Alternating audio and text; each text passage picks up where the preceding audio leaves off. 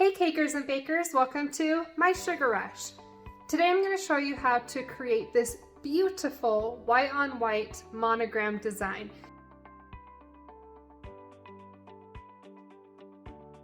So I'm going to draw out some G's. I want it to be a little bit modern but also a little fancy. I like a little bit of whimsy in my designs. Okay, so maybe I'll do this a couple times. So I really like this G. I don't even feel like I have to keep going. I really like the size here. These ones are a little bit small. I like how this curves here at the end and then it curves a little bit over here as well, and I can add more to it. So I'm going to switch over to my marker from here. And then I am going to start off by tracing this design.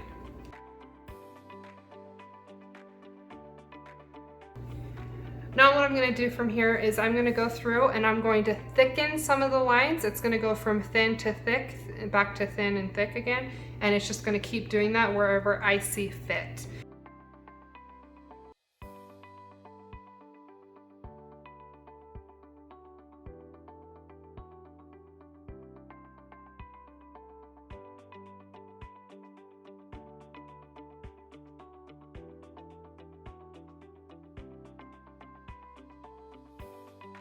I think it's pretty good.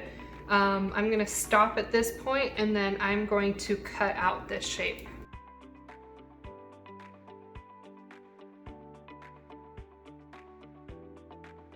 Okay, now I'm going to cut out these inner circles using an X-Acto knife. Now you might want to get a cutting board to cut this on so that you don't damage your table. Personally, I don't mind if I damage this table because I cut on this directly on this table literally all the time and it doesn't really bother me. It's my stuff. I don't really care. So I'm gonna go ahead and cut into this right on that line.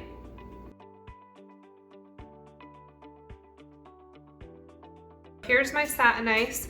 To start with, I'm going to take CMC powder. Yes, you can use Tylose, you can use Triganthum, however you say that. But I'm going to take CMC powder because I like the texture it gives my fondant more than the other ones. And I don't feel like it has like as much of a yellow tint as everything else. It keeps my fondant pretty white and pretty looking. So I'm just going to take some CMC powder and I'm just going to dip my fondant in there, and whatever I pick up, I think that's good. The more CMC powder you add, the faster your fondant is going to dry. Maybe add just a little bit of Crisco so that it's not dry to start with. And I'm just going to knead all of that CMC powder into my fondant. Okay, so I'm going to knead it, make sure that everything is incorporated. Okay, so all my seams are up here. I'm going to flip it around and I'm going to roll it between my hands like this. And this just pushes all my seams together right here. I'm going to squish my piece of fondant just a little bit. We're going to get some starch in here. Cornstarch is so much better to work with than powdered sugar. Don't use powdered sugar to roll out your fondant. It's super grainy, it leaves an awful texture. Okay, so I'm going to roll this out. Now I don't want to roll this too thin. If I roll this too thin, then you won't catch nice little shadows on your white on white design. If you had two different colors going, you know, maybe the base fondant is a different color and this was white or vice versa, then it's going to stand out a lot better. But if you're having like a white on white design, you do want your fondant to be a little bit thicker so that it can catch some nice shadowing underneath the letter. And I don't know really how to say how thin that is. It's less than 1/4 of an inch, but it's not paper thin. We don't want this paper thin. So we have a nice thickness here. Now, if we took our X-Acto knife and we tried to cut out the shape right away, it's going to drag. It's not going to cut nice, even. It's not going to cut nicely into our fondant. It tends to kind of drag the fondant with it, and it's a little bit more gummy at this point, so you don't get nice clean edges. So leave this out for about 5 to 10 minutes with that CMC powder in it, and it'll be ready to cut. Okay, so I have this piece of fondant that's already been out for a while and it's already hardened up just a little bit. It's still, you know, you can still kind of bend it. It's not completely hardened up, but it is enough that we can start cutting into it.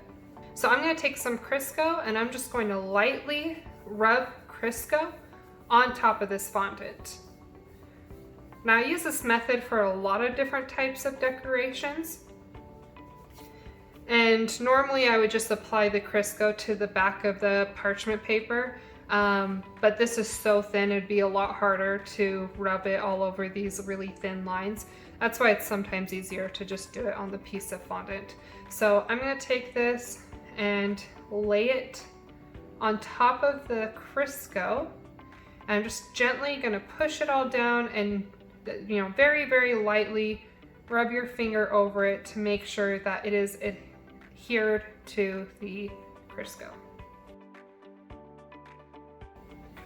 And I'm just going to lightly cut some pieces away. Maybe we'll use this later. So this is sticking to the table just a little bit, so I'm just going to lightly dust my table so that I can easily spin it around and cut into it. Okay, so I'm going to use a nice clean blade, same as before, and I am just going to cut straight up and down right next to that piece of paper. I'm using the paper as a nice little guide to make sure that I don't ruin this shape.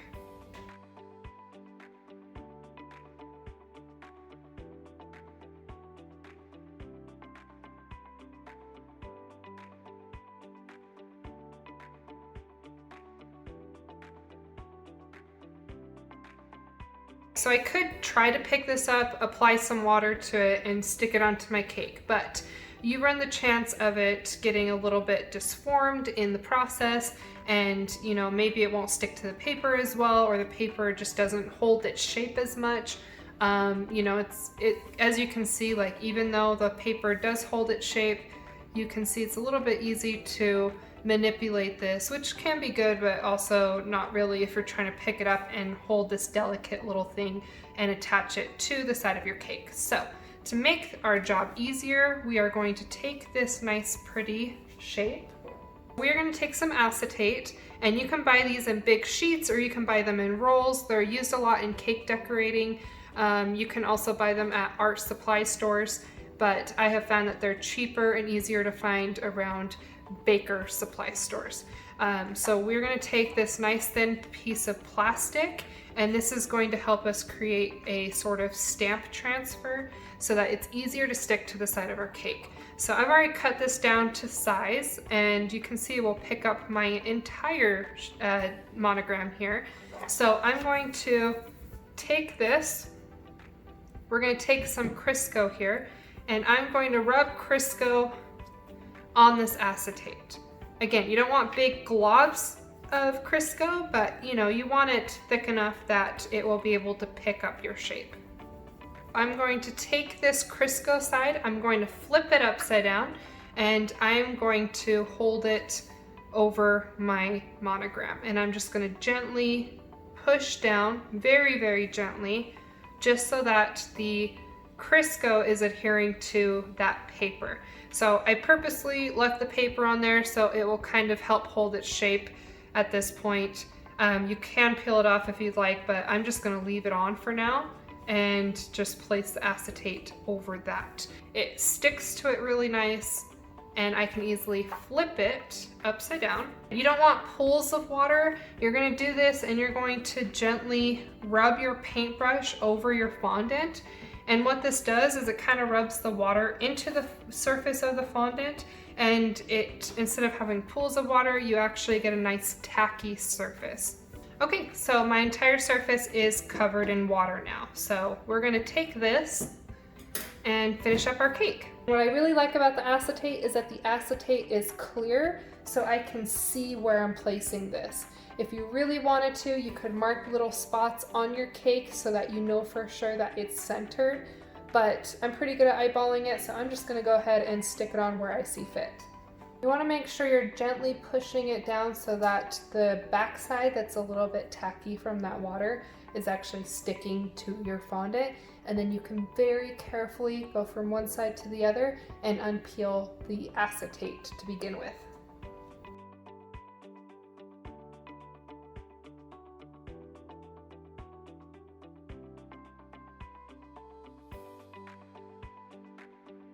Okay, we're going to peel back the paper ever so gently as well.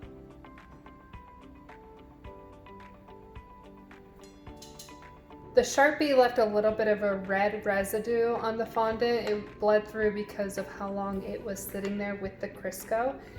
Normally I'd go a lot faster, but with the demo it did sit longer than I would have liked it to. So that's okay, we can clean it up. You can take a little bit of alcohol, you can take almond extract or lemon extract, or you can do straight alcohol like, you know, you could do Everclear. But all I do is I take some clean Q-tips, I dip it in my alcohol base, and we're going to use this to erase any color.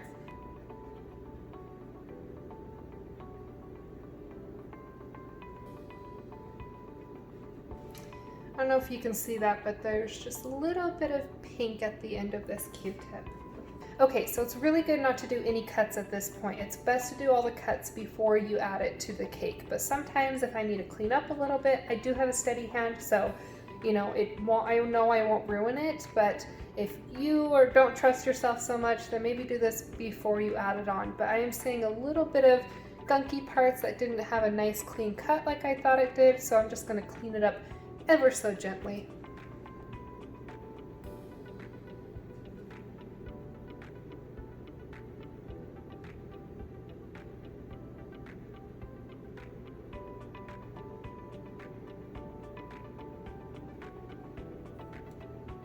Let's say you've done this part and you really like it, but you wish you would have put a shape around it to frame it in. So I'm going to add that now after the fact to show you how to do that. So I'm going to be doing a circle shape. I'm going to take some of this leftover fondant that I cut the other shape out of, and I'm going to cut some partial circles real quick.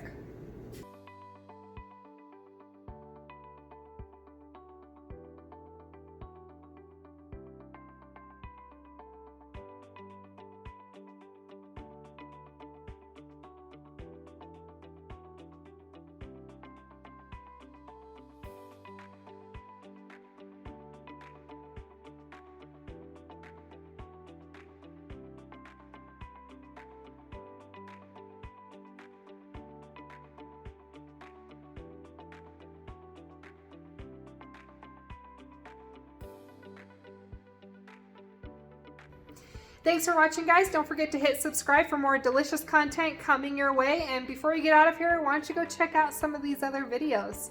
Bye!